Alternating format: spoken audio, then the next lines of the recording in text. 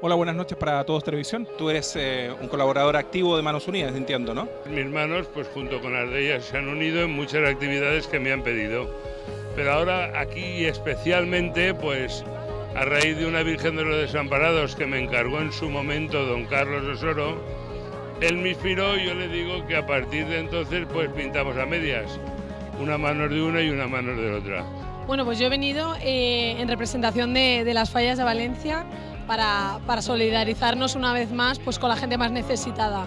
Y bueno, he sido la mano inocente que ha entregado ese precioso cuadro de la Virgen. Ha sido un placer poder estar aquí. ¿Cuál es la impresión con la que te quedas de haber sido ganadora, ¿no es cierto?, de un obsequio, me imagino que al cual no venías? No, yo no esperaba que me tocase nada de la rifa, pero pues me ha dado mucha ilusión y más por el acto que es y que no me lo esperaba, vamos. Me gustaría que nos pudieras entregar un mensaje también a la ciudadanía valenciana. En estas cosas hay que participar y ayudar, que hay mucha necesidad y me parece correcto que nos apuntemos a todo lo que podamos porque hay que colaborar con Manos Unidas y con otras entidades también. Hola, buenas noches para Todos Televisión. ¿Cómo llegáis a formar parte de esta iniciativa tan bonita? Nosotros hemos sido el vehículo entre el pueblo valenciano y Manos Unidas para poder llegar a esta colaboración a través de nuestra barra solidaria.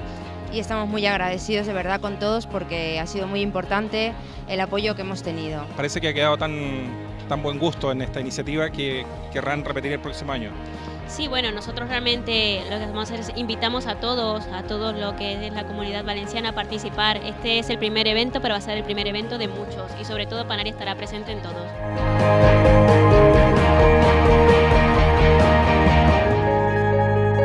Te damos las gracias desde Todos Televisión y esperamos que tenga el culmine que se espera por parte vuestra. Muchas gracias a Todos Televisión siempre por el apoyo y el estar con nosotros. Gracias otra vez. Muchísimas gracias.